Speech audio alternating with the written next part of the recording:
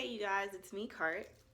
So basically, I wanted to talk about these societal norms that have been set up to make us feel some type of way about wanting to do things we want to do, or just being normal and just having regular thoughts, if that makes sense.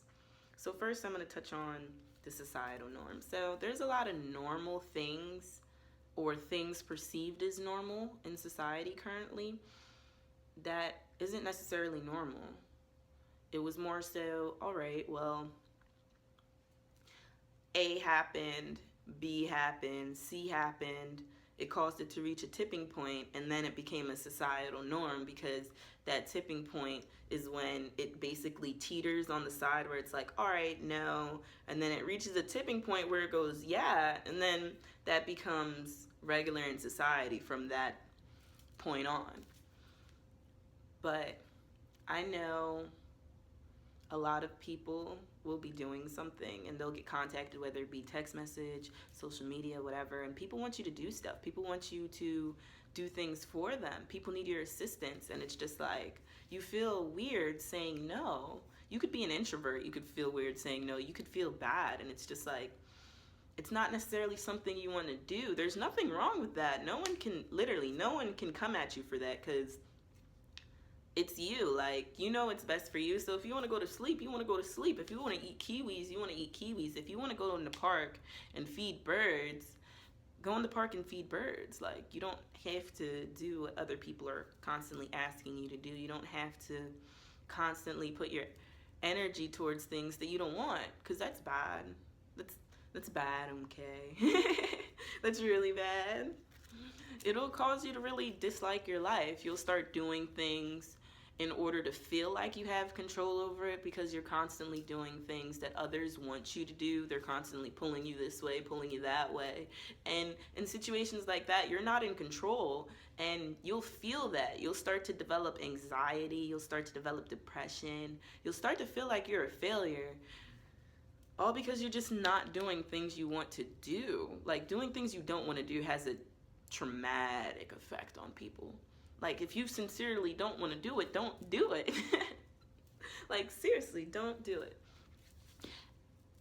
And on the flip side of this, I have a friend, all right, so he contacted me and stated he felt bad that he hasn't spoken to me in a couple of days, and he hasn't had the time to spend time with me. And it's just like, it's all good, dude. Like, it's all fine. We're still friends. Everything's still awesome. You don't have to say hi to me every day for us to be friends. You don't have to constantly check on me for us to be friends. That's silly if you do. You need to reevaluate your friends if they're that way. But at the same time, I understand that everyone has their lives that they need to attend to. And you need to understand that too. Other people have lives. The same way you have a life is the same way I have a life. So with that being said, I don't ever take personally when people aren't able to hang out with me. I don't attach to those moments, meaning I don't make them so serious within my head that when something doesn't happen the way expected or the way I wanted it to, for the record, I don't even plan. So I don't, like, the words I'm using, as in the words I'm using are basically stating that I thought about it in the past before it actually presently happened.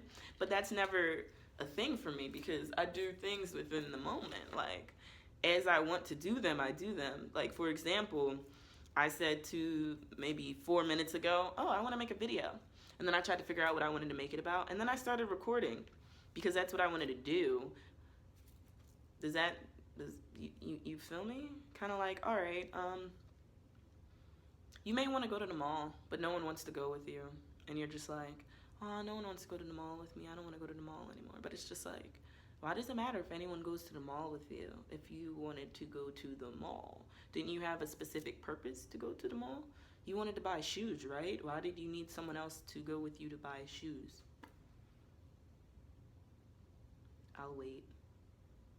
I know it's better to have people with you, but at the same time, it's like you need that individual time where you're able to say, all right, well, I'm making decisions on my own, not based on anyone that's around me.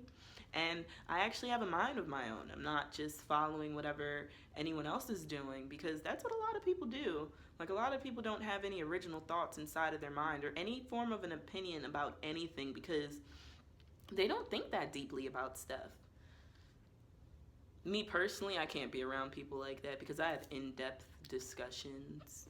Like, I really, like, when I'm talking to people, it's really to gain an understanding of their perspective, the way they view things, so that I can understand them as a person.